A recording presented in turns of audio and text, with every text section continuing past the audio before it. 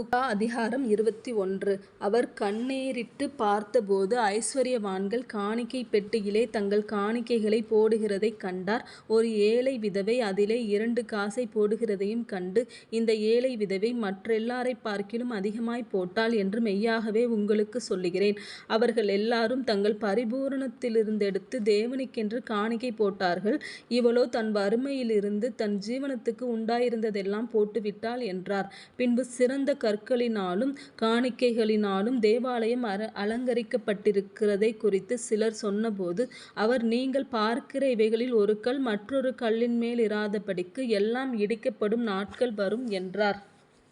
அவர்கள் அவரை நோக்கி, போதகரே, இவைகள் எப்பொழுது சம்பவிக்கும்? இவைகள் சம்பவிக்கும் காலத்துக்கு அடையாளம் என்ன என்று கேட்டார்கள். அதற்கு அவர், நீங்கள் வஞ்சிக்கப்படாதபடிக்கு எச்சரிக்கையாயிருங்கள். ஏனெனில் அநேகர் வந்து என் நாமத்தை தரித்துக்கொண்டு நான் தான் கிறிஸ்து என்றும் காலம் சமீபித்தது என்றும் சொல்லுவார்கள். அவர்களை பின்பற்றாதிருங்கள். யுத்தங்களையும் கலகங்களையும் குறித்து நீங்கள் கேள்விப்படும்போது பயப்படாதிருங்கள். இவைகள் முன்னதாக சம்பவிக்க வேண்டியதே, ஆனாலும் முடிவு உடனே வராது என்றார். அப்பொழுது அவர் அவர்களை நோக்கி, ஜனத்துக்கு விரோதமாய் ஜனமும் ராஜ்யத்துக்கு விரோதமாய் ராஜ்யமும் எழும்பும். பல இடங்களில் மகா பூமி அதிர்ச்சிகளும் பஞ்சங்களும் கொள்ளை நோய்களும் உண்டாகும். வானத்திலிருந்து பயங்கரமான தோற்றங்களும் பெரிய அடையாளங்களும் உண்டாகும். இவைகளெல்லாம் நடப்பதற்கு முன்னே என் நாமத்தின் நிமித்தம் அவர்கள் உங்களை பிடித்து ஜெப ஆலயங்களுக்கும் சிறைச்சாலைகளுக்கும் ஒப்புக்கொடுத்து ராஜாக்கள் முன்பாகவும் அதிபதிகள் முன்பாகவும் உங்களை இழுத்து துன்பப்படுத்துவார்கள். ஆனாலும் அது உங்களுக்கு சாட்சியாவதற்கு ஏதுவாயிருக்கும். ஆகையால் என்ன உத்தரவு சொல்லுவோம் என்று கவலைப்படாதிருக்கும்படி உங்கள் மனதிலே நிர்ணயம் பண்ணிக்கொள்ளுங்கள். உங்களை விரோதிக்கிறவர்கள் ஒருவரும் எதிர்பேசவும் எதிர் நிற்கவும் கூடாத வாக்கையும் ஞானத்தையும் நான் உங்களுக்கு கொடுப்பேன். பெற்றாராலும் சகோதரராலும் பந்து ஜனங்களாலும் சிநேகிதராலும் காட்டிக் கொடுக்கப்படுவீர்கள். உங்களில் சிலரை கொலை செய்வார்கள். என் நாமத்தின் நிமித்தம் எல்லாராலும் பகைக்கப்படுவீர்கள். ஆனாலும் உங்கள் தலைமயிரில் ஒன்றாகிலும் அழியாது. உங்கள் பொறுமையினால் உங்கள் ஆத்துமாக்களை காத்துக் கொள்ளுங்கள். எருசலேம் சேனைகளால் சூழப்பட்டிருப்பதை நீங்கள் காணும்போது அதன் அழிவு சமீபமாயிற்றென்று அறியுங்கள். அப்பொழுது யூதேயாவில் இருக்கிறவர்கள் மலைகளுக்கு ஓடிப்போகவும் எருசலேமில் இருக்கிறவர்கள் வெளியே புறப்படவும் நாட்டுப்புறங்களில் இருக்கிறவர்கள் நகரத்தில் பிரவேசியாமல் இருக்கவும் கடவர்கள். எழுதியிருக்கிற யாவும் நிறைவேறும்படி நீதியை சரிகட்டும் நாட்கள் அவைகளே. அந்நாட்களில் கர்ப்பவதிகளுக்கும் பால் கொடுக்கிறவர்களுக்கும் ஐயோ! பூமியின் மேல் மிகுந்த இடுக்கணும், இந்த ஜனத்தின் மேல் கோபாக்கினையும் உண்டாகும். பட்டய கருக்கினாலே விழுவார்கள். சகல புறஜாதிகளுக்குள்ளும் சிறைப்பட்டு போவார்கள்.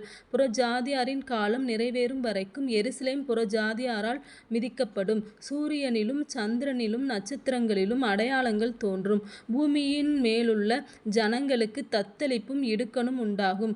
சமுத்திரமும் அலைகளும் முழக்கமாயிருக்கும். வானத்தின் சத்துவங்கள் அசைக்கப்படும். ஆதலால் பூமியின் மேல் வரும் ஆபத்துகளுக்கு பயந்து எதிர்பார்த்திருக்கிறதினால் மனுஷருடைய இருதயம் சோர்ந்து போம்.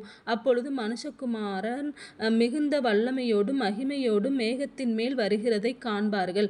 இவைகள் சம்பவிக்கத் தொடங்கும் போது உங்கள் மீட்பு சமீபமாயிருப்பதால் நீங்கள் நிமிர்ந்து பார்த்து உங்கள் தலைகளை உயர்த்துங்கள் என்றார். அன்றியும் அவர்களுக்கு ஒரு உவமையைச் சொன்னார். அத்தி மரத்தையும் மற்றெல்லா மரங்களையும் பாருங்கள். அவைகள் துளிர்க்கிறதை நீங்கள் காணும்போது வசந்த காலம் சமீபமாயிற்றென்று அறிகிறீர்கள்.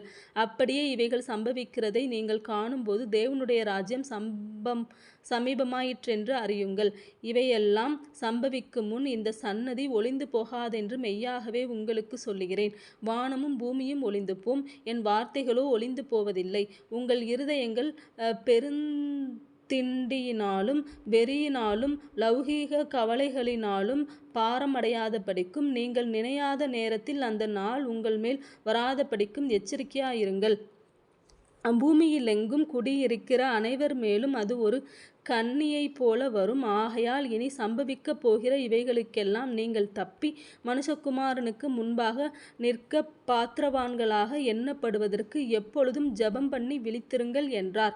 அவர் பகற்காலங்களில் தேவாலயத்திலே உபதேசம் பண்ணி கொண்டிருந்து இராக்காலங்களில் வெளியே போய் ஒலிவமலை என்னப்பட்ட மலையிலே தங்கி வந்தார்.